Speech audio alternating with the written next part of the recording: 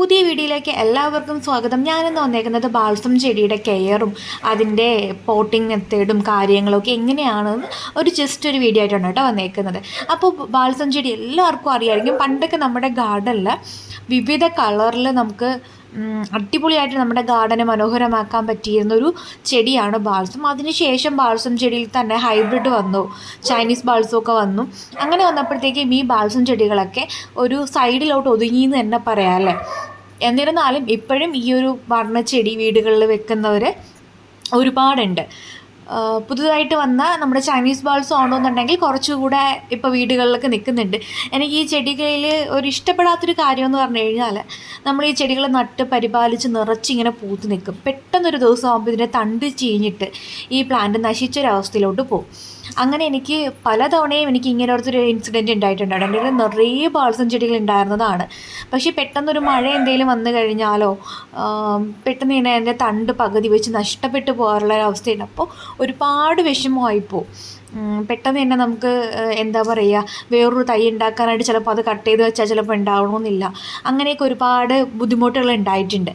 അപ്പോൾ അങ്ങനെ വരാതിരിക്കാൻ ചെയ്യാൻ നിങ്ങളൊരു ബാൾസം പ്ലാന്റ് മേടിച്ച് കഴിഞ്ഞാൽ അതിലൊരു 2-3 ബ്രാഞ്ച് ഉണ്ടെങ്കിൽ അതിനെ കട്ട് ചെയ്ത് പുതിയ തൈകളാക്കി വെക്കാനായിട്ട് നോക്കുക. എന്നാൽ നമുക്ക് പെട്ടെന്ന് തന്നെ പ്ലാന്റ്സ് നശിച്ചു പോകുന്നതിൽ നിന്ന് നമ്മുടെ പ്ലാന്റ് ആ ഒരു കളർ നമ്മുടെ കയ്യിൽ നിന്ന് പോകാണ്ടിരിക്കും. അതുമാത്രമല്ല, ബാൾസം ചെടിയിൽ പുതിയ കളറുകൾ നമുക്ക് തന്നെ ഉണ്ടാക്കിയെടുക്കാൻ പറ്റും. എനിക്കാണെന്നുണ്ടെങ്കിൽ ബാൾസം ചെടിയിൽ നിന്ന് വേറെ വേറെ ഡിഫറെൻ്റ് ആയിട്ടുള്ള കളേഴ്സൊക്കെ കിട്ടിയിട്ടുണ്ട് കേട്ടോ. അതെങ്ങനെയൊക്കെയാണെന്നുള്ളത് ഞാൻ പറഞ്ഞു തരാം. നമുക്ക് പോട്ടി മിക്സ് ആയിട്ടുള്ളത് മണ്ണ്, മണൽ മാത്രം മതിയാവും. പോട്ടി മിക്സ്, വളങ്ങളൊന്നും ചേർക്കണമെന്നില്ല. പ്ലാന്റ്സ് ഒന്ന് ഒരു 2-3 ദിവസം കൊണ്ട് തന്നെ പ്ലാന്റ് പിടിച്ച് കിട്ടും കേട്ടോ. അപ്പോൾ ഇതാണ് ബാൾസത്തിൻ്റെ സീഡ് എന്ന് പറയുന്നത്. ഇങ്ങനെ തൊടുമ്പം തന്നെ പൊട്ടിപ്പോവും കേട്ടോ. സീഡ് നല്ല പരുവായതാണെങ്കിൽ തൊടുമ്പം തന്നെ പൊട്ടിപ്പോവും. ഇതാണ് അതിൻ്റെ സീഡെന്ന് പറയുന്നത്.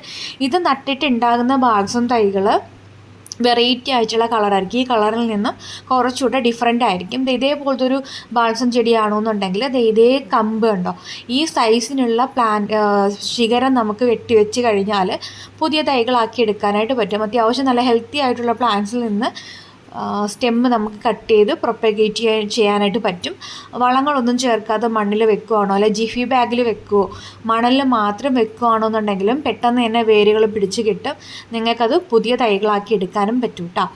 ബാൾസം ചെടികൾ, നല്ല ഭംഗിയുള്ള ബാൾസം ചെടികൾ വെച്ചിട്ടുള്ളൊരു ഗാർഡൻ തന്നെ നമുക്ക് സെറ്റ് ചെയ്യാൻ പറ്റും. ഇപ്പോൾ നമുക്ക് ഡബിൾ പെറ്റൽ ബാൾസമൊക്കെ ഇറങ്ങിയിട്ടുണ്ട്. അപ്പോൾ വീഡിയോ ഇഷ്ടപ്പെട്ടെങ്കിൽ ലൈക്ക് ചെയ്യാം കേട്ടോ. താങ്ക്